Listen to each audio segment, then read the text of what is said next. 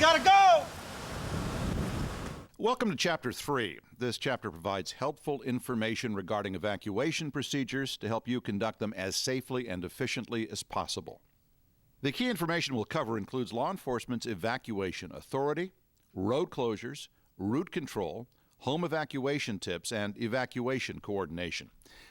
It is not the intention of the San Diego County Sheriff's Department to dictate policy to other law enforcement agencies. In addressing mandatory evacuations, the information we're providing is based upon our interpretation of the relevant statutes upon which we base our policies. Any law enforcement officer can make the decision to evacuate an area. Residents should be advised of the danger and strongly encouraged to evacuate. The freeway's closed. However, once citizens do evacuate, law enforcement has the authority to deny and prevent re-entry until it is deemed safe to do so. Penal Code Section 409.5 allows the closure of a disaster area and controlled access only for emergency responders. During a fire incident, road closures serve two important purposes. They keep citizens from driving into danger. They keep roads clear for emergency vehicles. Officers at road closures are often faced with strong emotions from homeowners who insist on driving to their property. It is important for these officers to have sufficient details regarding the dangers of the situation in order to explain why access is denied.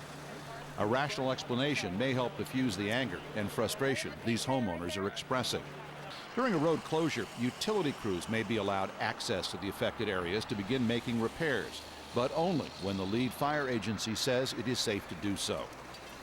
Authorized representatives of the news media with valid credentials cannot be prevented from entering an area closed due to fire or other disaster. However, if time allows, the media should be informed of the risks and advised they're assuming responsibility. Finally, roadblocks must be maintained until ordered to be discontinued by your supervisor. One of the key components of a safe, effective evacuation is route control. Deputies should remember to evacuate priority areas first. Typically, these are areas downwind of the fire. The fire incident commander should be consulted to establish area priorities and the sequence for evacuation. This will be based on the predicted fire's movement and its impact on access to various routes. It is critical to avoid clogging routes with lesser priority traffic and to avoid sending vehicles into areas that may have flames crossing the roadway.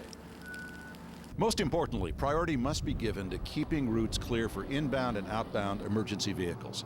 Keep patrol and citizen vehicles clear of the emergency right-of-way, and remember that fire equipment requires a large, wide path. So keep obstacles off roadway shoulders as well. Particular attention should be paid to horse trailers and vehicles transporting other animals. They can cause significant slowing or blockage. Try to direct their route or schedule their timing so as not to impede emergency vehicles. In addition, be sure to place officers at known route choke points, heavily traveled T intersections, for example, to regulate traffic flow in converging directions. Deputies assigned to conduct evacuations during a major event will be organized using the mobile field force or platoon configuration. Whenever possible, they should be paired with deputies who are familiar with the area. And in a wildfire situation, no more than 2 deputies should be assigned per vehicle. When performing evacuations, here are some important tips to ensure your safety. First, make sure you don the protective gear that was issued to you for personal fire safety, especially the Nomex shirt and pants. These are resistant to heat and flames and provide an important protective barrier. It's recommended that you wear a 100% cotton long-sleeve t-shirt and a 100% cotton pant under the Nomex suit. Keep your polyester uniform shirt and pants handy in case you are later assigned outside the fire area. Wearing your ballistic vest may subject you to heat exhaustion or serious burn injury, so use your best judgment in deciding whether or not to wear it in a fire situation. Try to avoid wearing anything made of polyester material. It can melt under the heat, causing severe burns. Wear your gun belt on the outside of your Nomex shirt. Put your gloves, goggles, hat, and bandana in a place you can access quickly. These items will protect you from heat, smoke, and blowing embers. Use the dry bandana to cover your nose and mouth in severe conditions, but remember, never wet the bandana.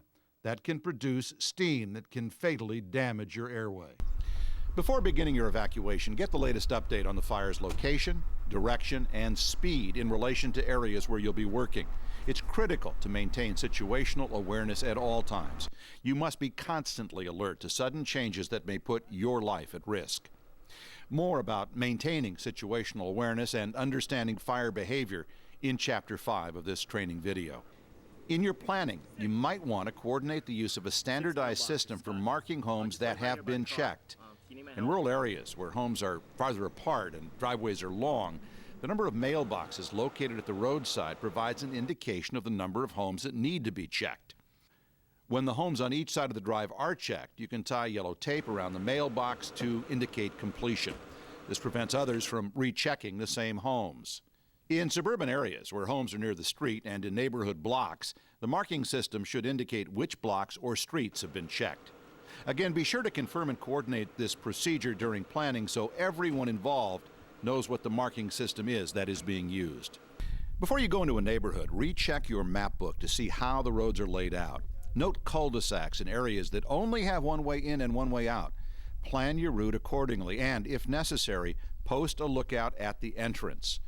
Always maintain an open escape route. It is the #1 key to avoid becoming trapped by fire. Always conduct house-to-house evacuations in 2-person teams. One should drive and monitor radio traffic, the other knocks on the door. Switch off to relieve each other. And remember to continually update the command post and dispatch of neighborhoods and specific roads that have been evacuated. Finally, remember to document evacuation refusal addresses in your notebook or on the mobile data computer, not the radio. In situations where the fire threat is likely but not imminent, you may be assigned to provide residents with pre-evacuation instructions. Here are key tips to prepare for a home evacuation. Park your vehicle facing toward the street for quick exit. Place valuables in your vehicle for immediate departure. Have your car keys readily accessible. Close all windows, blinds, and drapes. Take down any sheer curtains that might ignite. Consider leaving doors and windows unlocked so firefighters can get in if they have to. Leave lights on for better visibility through smoke. Connect garden hoses around your house for firefighters to use. Place a non-flammable ladder against your roof to provide firefighters easy access. Wear long sleeves and pants of cotton, not polyester. Wear a cap and sunglasses. Take dry bandana or handkerchief to cover your nose and mouth from smoke. However, never wet it. It can cause steam that can damage your airway. Finally, be sure to follow instructions given by all emergency personnel. This concludes Chapter 3. Please proceed next to Chapter 4, which will cover how to establish a life-saving system of lookouts, communications, escape routes, and safety zones, commonly referred to as LCES.